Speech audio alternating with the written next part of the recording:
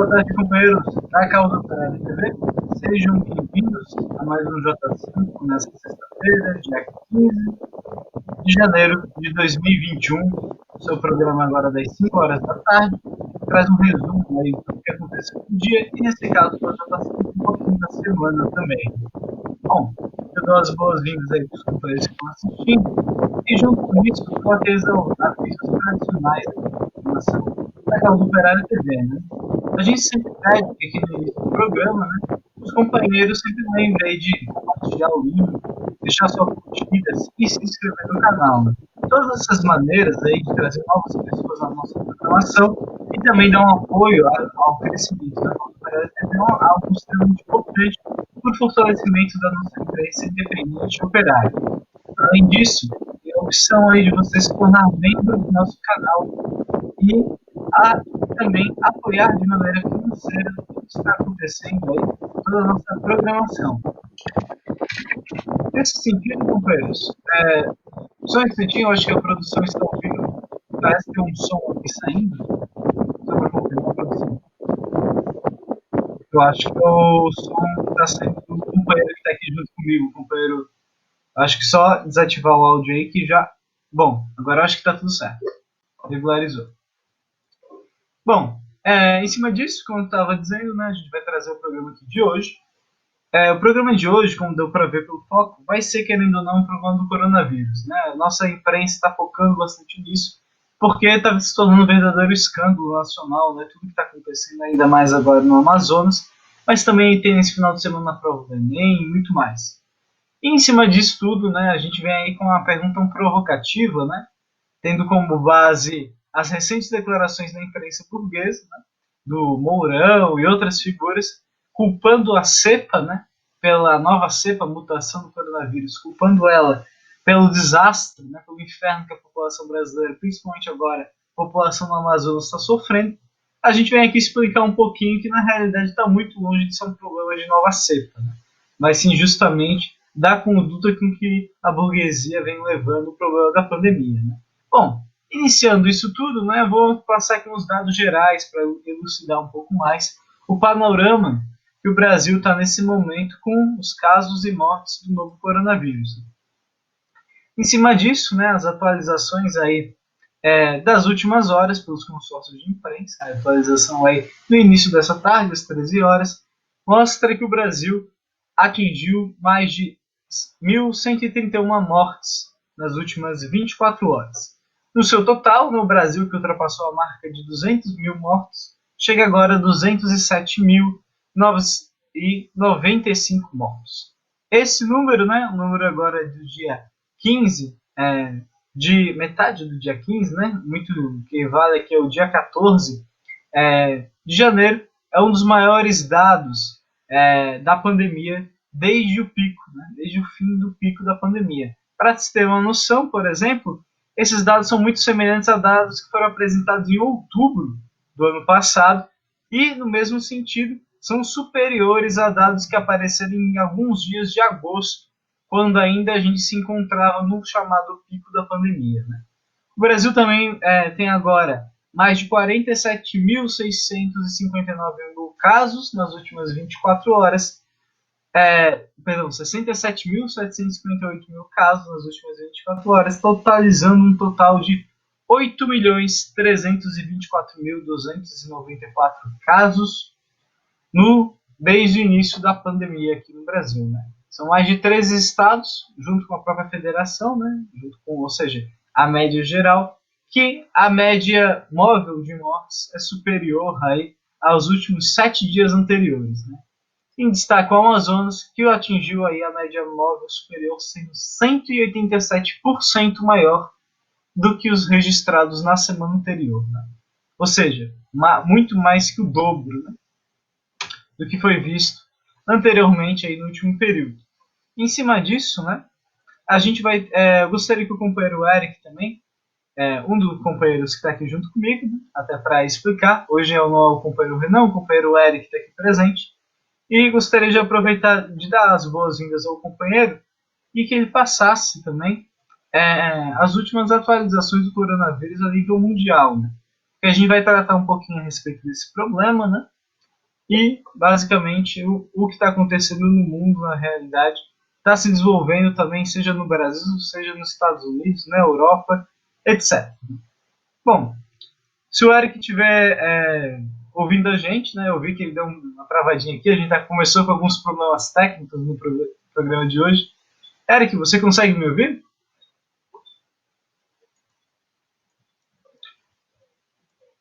Vamos ver. Bom, o companheiro acho que deu uma travada aqui, vou esperar ele se recuperar. E em cima disso, enquanto o companheiro se recupera, eu vou dar alguns outros avisos, né, aproveitando esse meio de campo que se abriu aqui. Né? Ah, bom, companheiro Eric voltou? Tá na escuta, companheiro? Sim, agora sim. Parece que Opa, bom, a internet oscilou aqui. Bom, beleza. boa Bom, tarde aos seja companheiros bem-vindo, aí. né? Exato. Bom, eu estava falando um pouco agora sobre a questão do coronavírus no Brasil, né? Eu estava comentando que essa situação aí ela está se desenvolvendo na realidade não só no Brasil, como em todo o mundo. E, bom, estava passando a bola para o companheiro falar um pouco mais sobre como está a situação mundial também. É, novamente boa tarde a todos que estão nos assistindo, quem vai assistir mais tarde. A situação que a gente vem acompanhando aí na imprensa burguesa mundial, né? E aqui no Brasil a imprensa faz uma repetição meramente, né? Essa história da segunda onda, né? Como você introduziu, como se o mundo estivesse vivendo uma segunda onda, como se alguns meses atrás a coisa tivesse arrefecido, melhorado e agora há uma súbita alta dos números, né? Apesar de toda a maquiagem, né, que é feita nos números, né? A gente é especialista aqui nos números maquiados do Brasil, né? Mas a gente sabe que isso é feito no mundo todo. Não existe segunda onda nenhuma, né? Existe um processo contínuo de disseminação da pandemia, né? A pandemia vem crescendo no mundo todo, assim como é bem nítido no Brasil, né? Então, a gente atingiu hoje a marca recorde de 2 milhões de casos, né? De 2 milhões de mortes no mundo, que é um número é, espantoso, né? É número do que mais morte do que muitas guerras aí que se vamos dizer assim que aconteceram aí no século passado e é, a gente, por exemplo, chega ao número, né? Isso oficialmente, né? Temos que fazer a ressalva de quase 94 milhões de infectados. Né? Desses, como você destacou, o Brasil tem 8 milhões e 300, né? E é o terceiro país em infectados e o segundo em mortes. Né? Em mortes, os Estados Unidos, né, está aí à frente, né, 389.580 mortos. O Brasil vem em segundo com seus 207 mil oficialmente registrados. Né? Mas é, a pandemia, esses dados mostram, né, que a pandemia vem continuamente evoluindo, se expandindo, e por mais que haja vamos dizer assim, uma troca de nome, uma mudança de aparência, né, segunda onda, primeira onda, lá vem a vacina, né, vamos dizer assim, o discurso na imprensa vai mudando, mas a pandemia segue a mesma, se espalhando sem medida concreta nenhuma, né, em praticamente país nenhum do mundo, medida real, né, e aqui no Brasil a gente está vendo o caos aí que a gente vai falar um pouco mais à frente. Exatamente. Bom, dando continuidade a esse problema da pandemia, né? Um outro ponto que aparece aí, que é um dos principais, inclusive, é a questão do Enem. O Enem, para quem não está acompanhando de forma direta nesse problema, é, a boa parte da juventude está acompanhando porque uma parcela aí significativa vai fazer, são mais de 5 milhões de pessoas que estão inscritas. O Enem, né, está para acontecer agora no dia 17 de janeiro. Isso mesmo, daqui 2 dias, né, em plena pandemia, com a pandemia se desenvolvendo a todo vapor, né, o Enem, a primeira prova do Enem, está para acontecer nesse final de semana, nesse domingo. E a segunda no domingo que vem. Né? E nesse sentido, né, inclusive formou-se uma grande polêmica a nível nacional, né, a realização da prova. que vai ser dado de forma totalmente presencial, se tornou algo extremamente impopular, né, para a população em geral. Inclusive, uma série de pessoas estão chamando de genocídio, que é uma maneira totalmente correta de falar sobre esse problema, né? E também está acompanhando justamente a crise que se aprofunda no Amazonas. Né? No Amazonas, né, inclusive, foi no meio da semana, no desenvolvimento desse número aí de mortes, inclusive por asfixia, etc., que a gente vai falar um pouco mais à frente aqui no nosso programa, foi anunciado pela justiça local que o Enem no Amazonas seria suspenso. Né? Em contrapartida, durante todo aquele frenesi, durante toda a polêmica, saindo notícias a nível nacional, inclusive na própria imprensa burguesa, da situação catastrófica que estava no Estado, o MEC tentou recorrer a todo custo para fazer com que o Enem fosse realizado na marra, no Amazonas, mesmo com a pandemia. Agora se gerou um impasse, né? Porque a população, logicamente, não quer que o Enem seja realizado. Um monte de gente está, inclusive, dizendo nas redes sociais que estão aí impedindo seus filhos, sobrinhos, etc., de participarem do Enem por causa da situação catastrófica. Né? A gente viu, por exemplo, só na realização aí do vestibular em São Paulo para entrar na USP, né? Já teve uma quebra aí de quase 10% do pessoal que estava anteriormente inscrito para participar. Né? Isso aí mostra que existe um medo muito grande e uma impopularidade muito grande a realização desse tipo de exame, ainda mais o Enem, que a nível nacional e ocorre em todos os municípios do país. Em cima disso, né, iniciou-se aí uma forte campanha que nesse momento se dá na realidade nas redes sociais e está sendo travada justamente pelas organizações aí da esquerda pequena burguesa. Hoje, as principais organizações da juventude, né, a UNE e a UPS, do movimento estudantil, são controladas pelo JS, do PCdoB, que tem uma política, como todo mundo sabe, completamente paralisante. Em vez de realmente aproveitarem todo esse impulso, todo esse ódio que o pessoal está contra o governo Bolsonaro, a respeito principalmente agora da realização do Enem, né? O pessoal tudo está nas redes sociais, etc., xingando verdadeiramente o governo Bolsonaro de genocida por estar fazendo isso. Essas organizações controladas pelo JS não estão dando um único passo adiante de organizar uma verdadeira mobilização por parte da juventude. Pelo contrário, lançaram como política a realização dos tuitaços, né, que se tornou aí marca característica da UJS, e estão chamando no dia de hoje um tuitaço aí nacional, como o Bolsonaro fosse recuar por uma mera campanha de tweets. Né? Mas bem, enquanto isso, né, enquanto a UJS se prende nessas campanhas completamente absurdas, o MEC faz propaganda aí para a realização do Enem. E fica muito visível, né, teve uma entrevista inclusive recente a uma ex-secretária de Educação do governo Bolsonaro, que ela colocou de maneira clara aí que o problema da realização do Enem é o problema da volta às aulas. Ela inclusive colocou, quem é contra, né, essas pessoas aí, ela logicamente falando contra as pessoas que eram contra o Enem, né, a realização do Enem, ela falando que essas pessoas, na verdade, também eram contra a volta às aulas, que é um negócio óbvio, né? De fato, se você é contra o Enem, você é contra a volta às aulas na pandemia. Ao mesmo tempo que ela falava esse algo óbvio, ela revelava também na prática que o que serve o Enem é, na realidade, impulsionar e tentar forçar na marra a volta às aulas em todo o país também. Um passo aí largo que a burguesia está tentando fazer para que seja retomado de maneira presencial as aulas no país.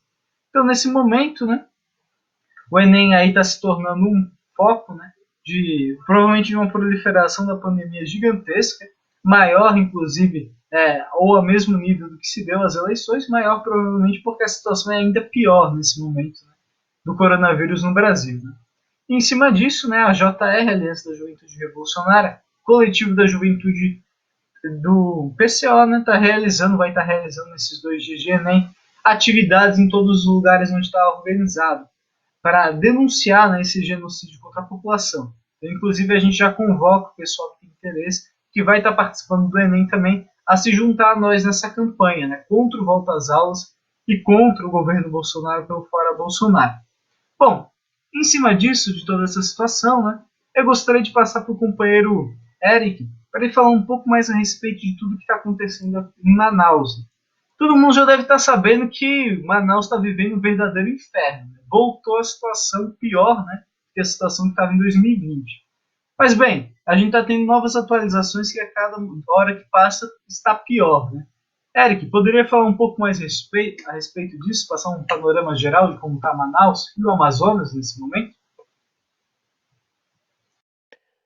Pois é, está sendo, vamos dizer assim, alvo de uma intensa cobertura aí da imprensa burguesa, né, o que está acontecendo em Manaus, mas é importante a gente destacar que do jeito que a imprensa burguesa faz, meio que coloca o assunto numa nuvem, né, você deslocado da realidade, de forma que a população não consegue saber, né, realmente nem o que está acontecendo e nem quem são os culpados, né.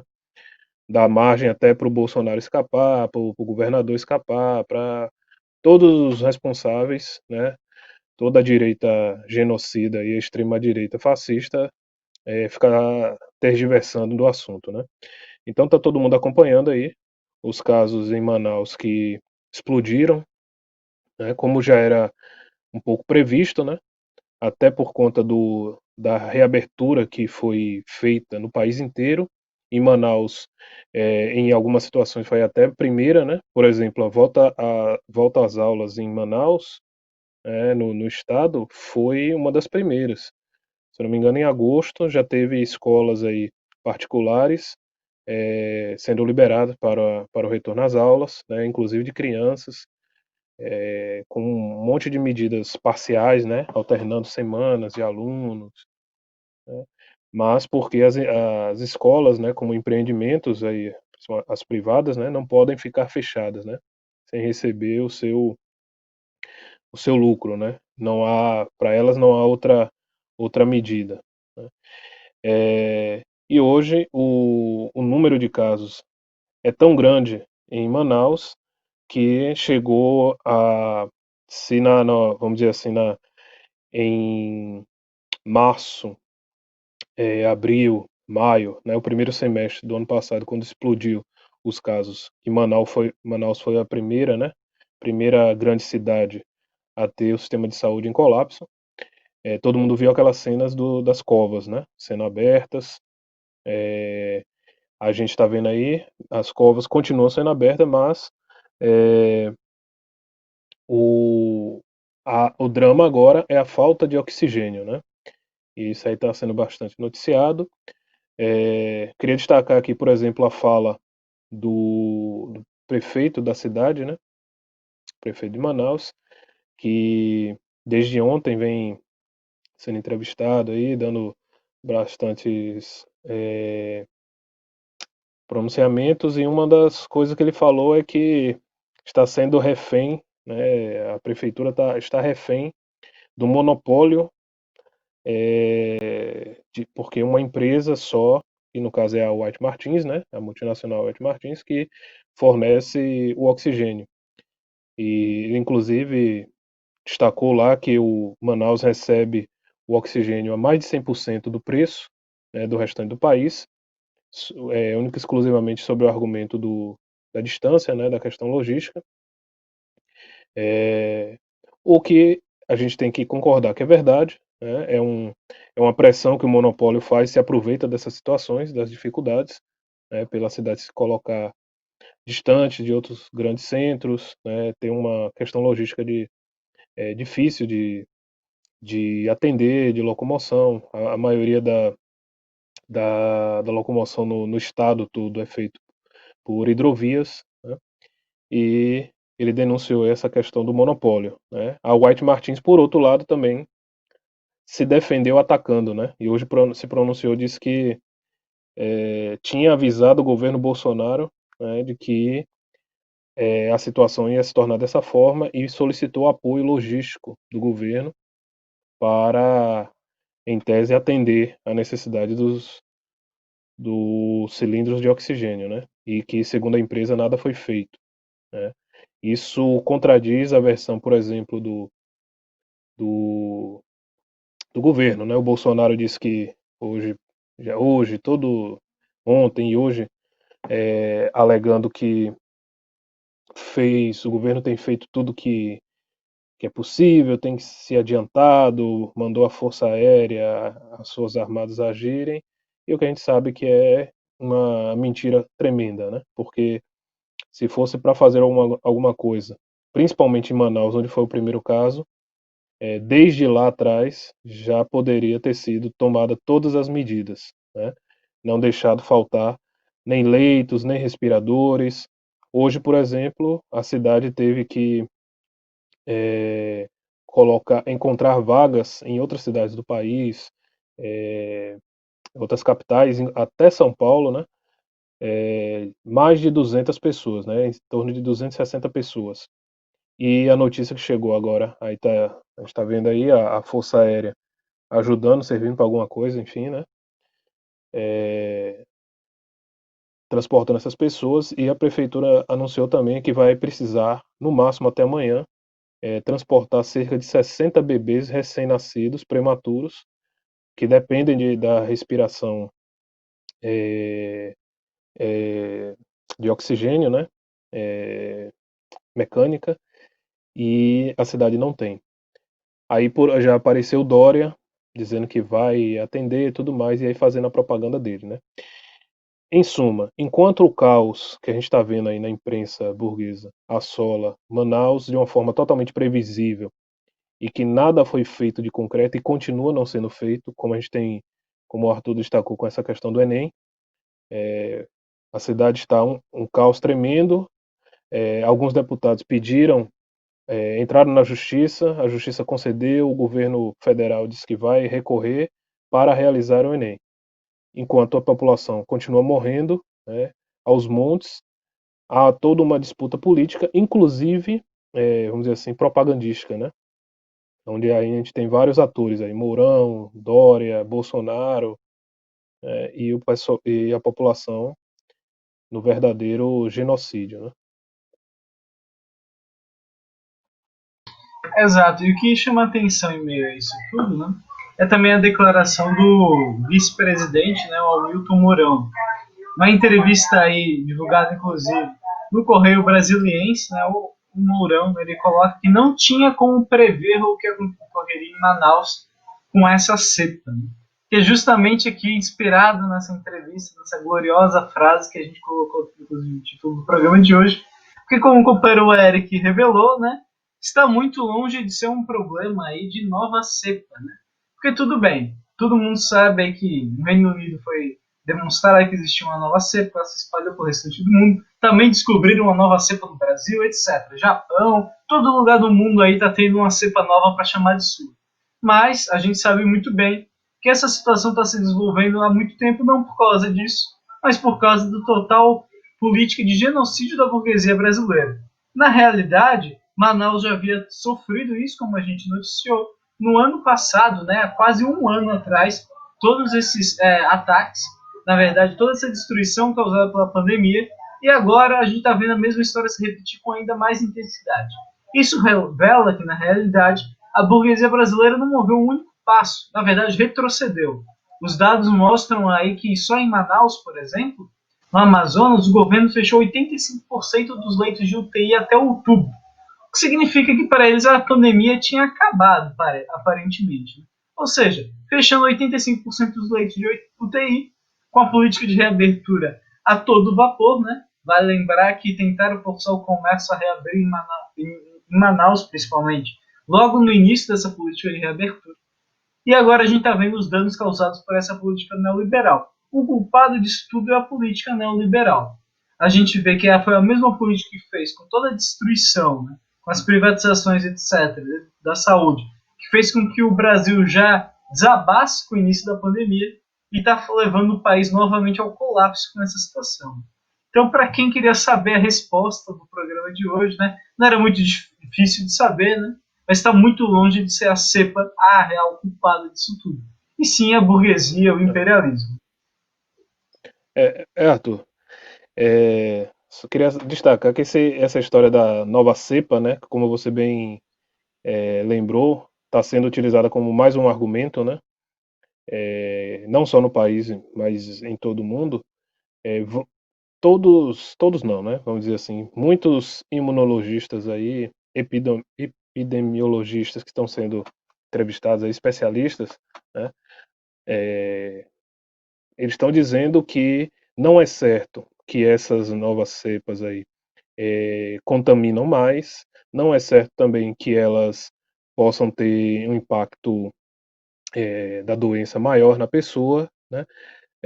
Há vamos dizer assim, evidências superficiais, mas nada certo. Então, a gente vê os governantes aí se apressando, né, em dizer que é culpa da nova cepa e tudo mais, que o caso de Manaus é flagrante, né? Não tem nada de nova cepa, a cidade foi reaberta, assim como todo o país, e uma cidade que tem toda a precariedade, né, de estrutura hospitalar, logística, tudo mais. Uma informação que apareceu agora à tarde aqui, que já está motivando aí uma operação para abafar, é que o governo Bolsonaro aumentou, na prática aumentou o imposto sobre importação dos cilindros, né, que são utilizados para o invase do oxigênio, né?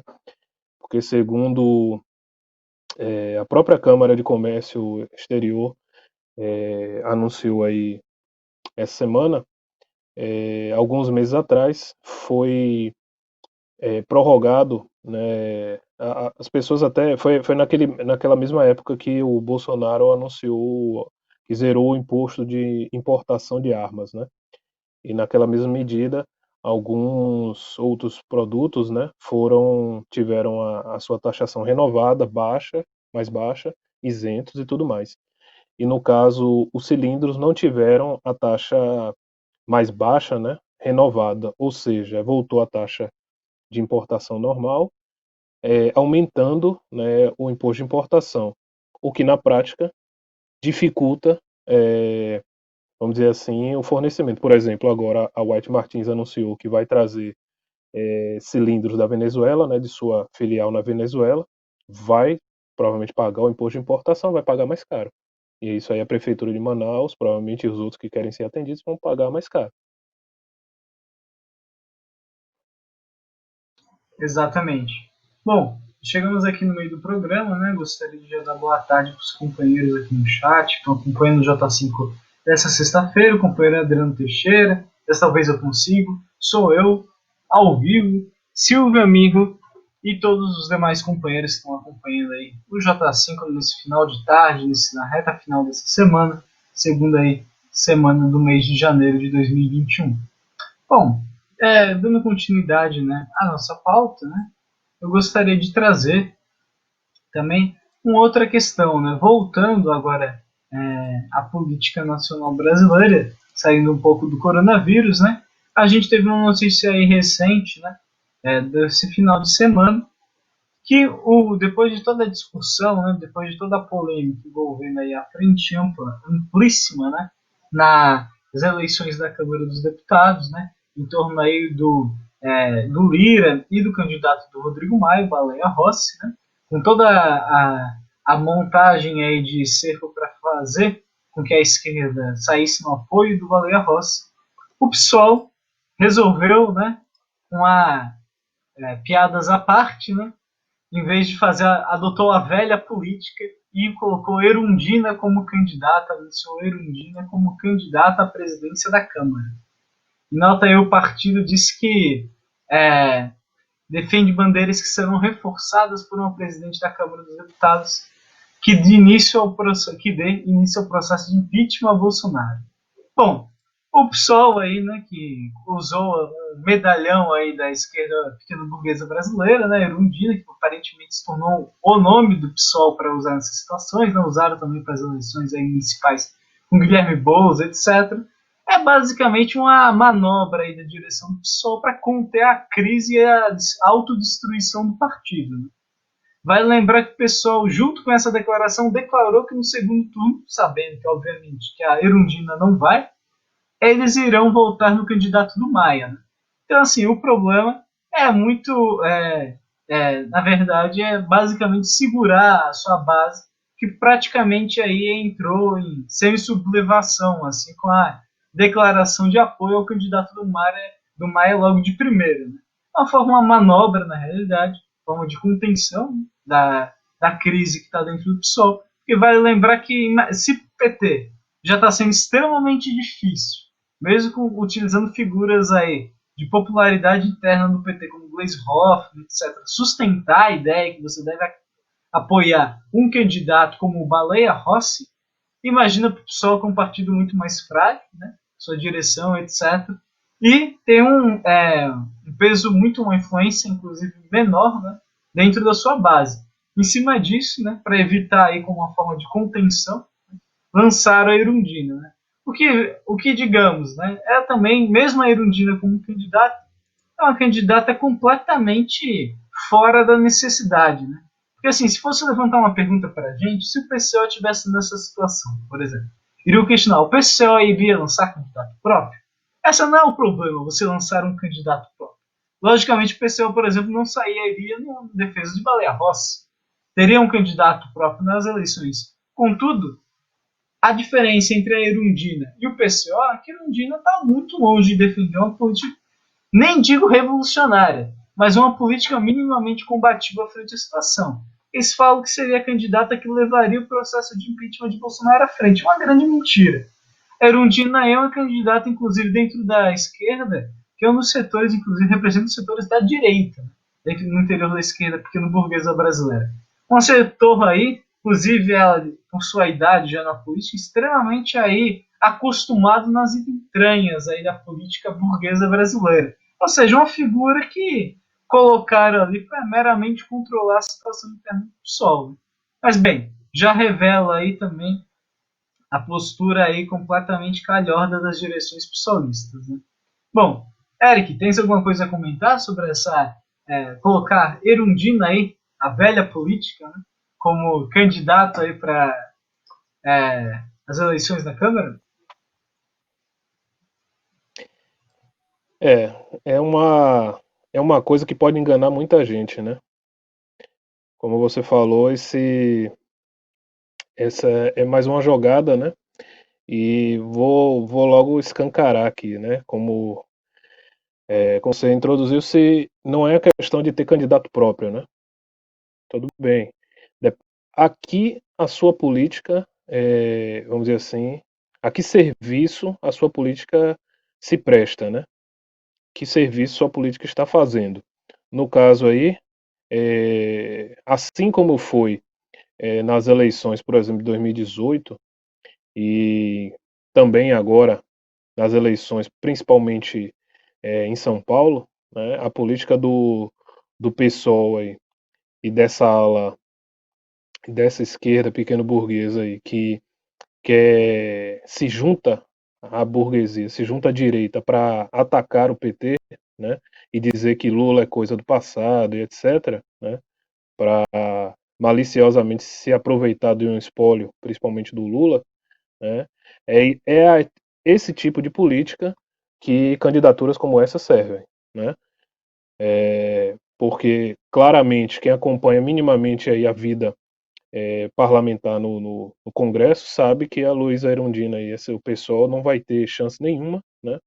É mais uma candidatura para se prestar um apoio de dividir aí parlamentares e até uma opinião da esquerda que poderiam pressionar, por exemplo, como a gente aqui apontou, que o PT e a própria esquerda se unissem para ter uma candidatura própria, né? Mas o mais importante disso, como a gente falou aqui, você falou se fosse o PCO, importante não é só ter candidatura ou não, é você ter uma política, né, a apresentar para a população em determinada situação. Se você lança um candidato e por trás você tem uma política que leve a população, que leve a organização da população, né, que leve aos movimentos organizados dos trabalhadores, sindicatos, a se aglutinar em torno daquela política, essa candidatura, no caso aí ao Congresso, né, à Câmara ou ao Senado, vai servir de alguma coisa.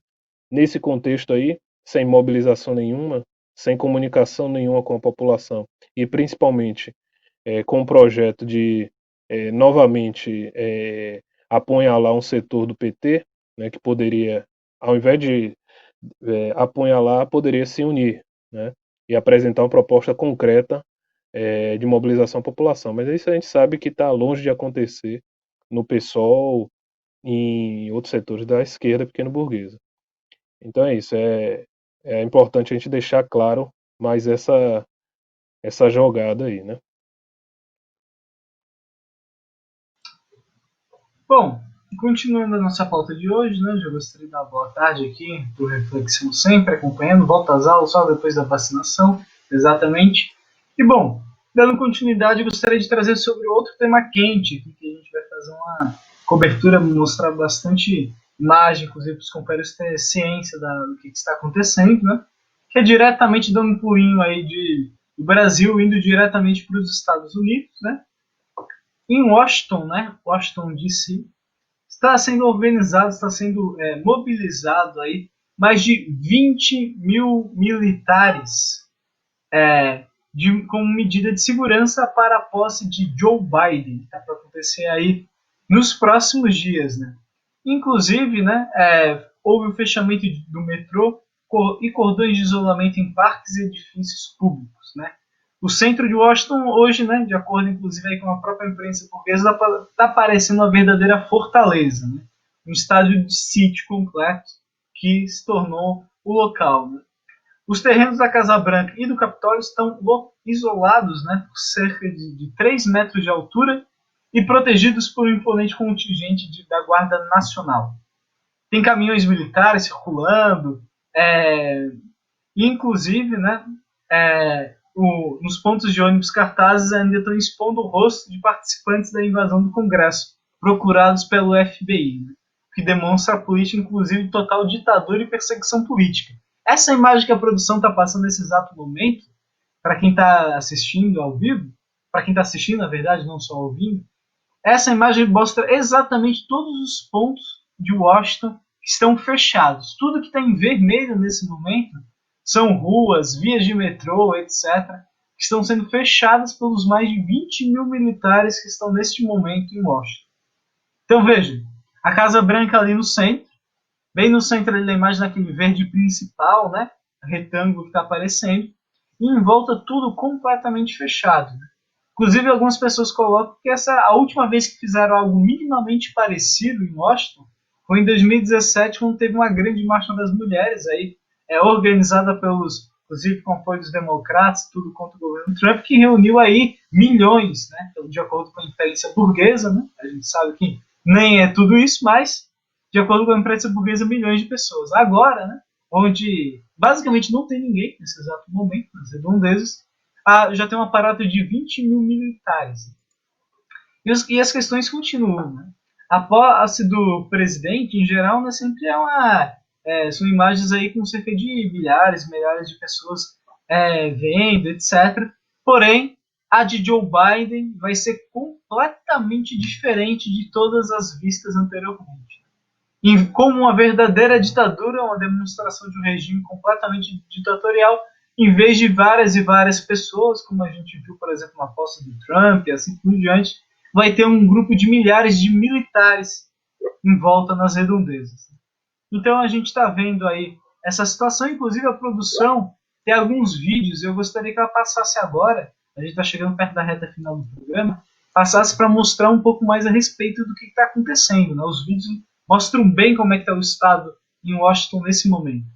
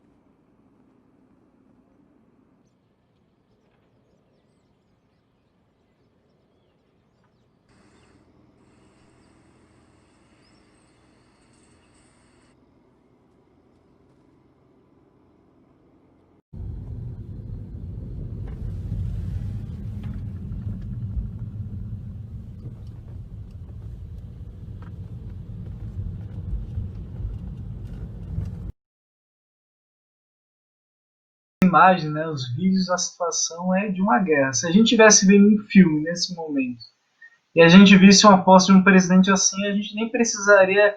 Se a gente só tentasse adivinhar, né, se fosse em preto e branco, a gente chutaria que era a posse do Hitler, né, com esse aparato militar, etc. Mas é a posse, na verdade, do presidente democrático, das liberdades, etc., John Biden, né, o anti-Trump. Né, e, inclusive, a propaganda da imprensa burguesa diz justamente isso, que todas essas medidas são devidas à invasão aí do Capitólio no início de janeiro, o que demonstra, né, que, na realidade, esse governo Biden está pronto para ser uma verdadeira ditadura completa, né, cortando, inclusive, direitos democráticos de maneira aberta, etc., como a gente viu pelas perseguições, e com a perseguição política totalmente aberta, né, esse é um regime completamente ditatorial.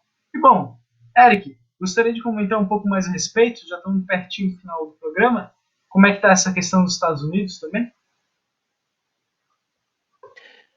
É, é um verdadeiro cenário de guerra, né? A quantidade de soldados que está sendo aplicada aí, cerca de 20 mil, vão chegar aí até o início da próxima semana.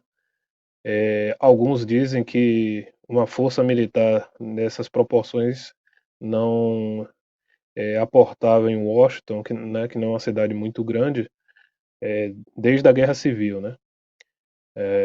Então, a gente está vendo fechamento, a gente viu nos vídeos fechamento de ruas, bloqueios, os comerciantes colocando tapumes e tudo mais. Mas a gente vê isso aí, né, como toda uma ação de repressão, né? As pessoas estão sendo orientadas a não irem para Washington, né? Não acompanharem, porque a posse, assim como no Brasil, né? Fica bem claro se as pessoas lembrarem de como foi a posse do Lula, né? Muitas pessoas viajaram de vários locais do país para acompanhar a posse dele. No caso de Bolsonaro, não dá para dizer isso, né? Mas milhões de pessoas acompanham, né? Toda aquela esplanada ali de Washington, que é muito grande, aquele gramado fica lotado de pessoas e dessa vez eles estão dizendo que não vai ter ninguém. Uma coisa muito similar ao que foi a campanha do próprio Biden, né? Os discursos dele vazios, né? Que ele dizia que é porque eles não tá, eles faziam discurso público, né? Montavam um palco, tudo mais, não tinha ninguém, tinha poucos carros, coisa de 50, 60 carros. E eles diziam que é por conta da pandemia. Então, se era por conta da pandemia, fazia uma live, né? Não fazia um evento público, né? E agora eles estão fazendo a cerimônia que vai ser no próximo dia 20, né, de posse, lá no Capitólio, já tem toda a estrutura montada. Pessoas estão sendo convidadas, como sempre, né, mas com muito controle. E os populares, né, cidadãos mesmo, não vão ter o direito de estar presente. Tudo isso aí para a gente deixar claro qual é o clima que o governo Biden dá já o tom, né, de como vai ser o seu governo e a sua relação com, vamos dizer assim, com as manifestações populares, né? E assim como a gente tem dito que o Biden representa, né, todo um setor majoritário da política imperialista dos Estados Unidos, né, e dos seus setores militares e tudo mais, a repressão no povo norte-americano e pelo mundo também vai ser a tônica, né? A gente já está vendo aí como é a posse, né? Um forte esquema de repressão. Destacar, por exemplo, que hotéis estão sendo pressionados para não receberem visitantes, locadoras de veículos também para não locarem veículos para pessoas que poderiam se deslocar de outros estados para lá, para evitar. Isso tudo é uma gigantesca repressão, né?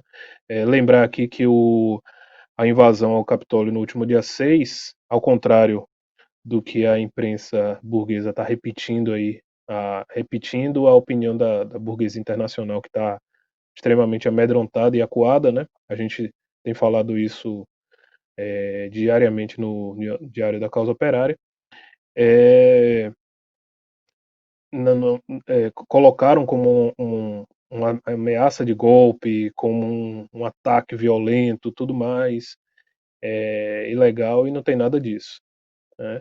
uma manifestação, não dizem que os parlamentos e, né, os congressos são a casa do povo? Bom, o povo, tudo bem que foi invadido, mas se não for assim, a gente sabe que não entra, né? Se for pedir para ser convidado. E destacar principalmente o seguinte: ano passado, ano retrasado, em 2019, Brasília viu uma manifestação de 50 mil pessoas, né, que poderia ter sido muito maior, que era contra a reforma da Previdência. A intenção das pessoas era fazer exatamente aquilo, invadir o Congresso e barrar a votação.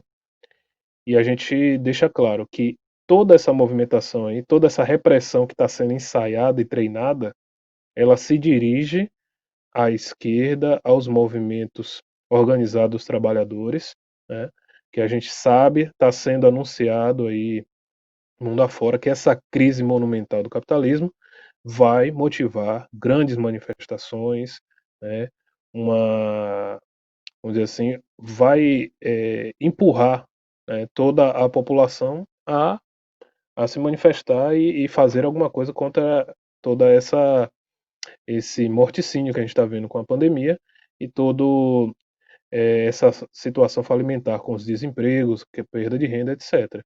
E a repressão é isso aí. Então, deixar bem claro para o pessoal não ficar aplaudindo, né, toda essa repressão que está sendo ensaiada aí nos Estados Unidos e também vai ser, vamos dizer assim, se ensaia lá para executar de forma muito semelhante aqui.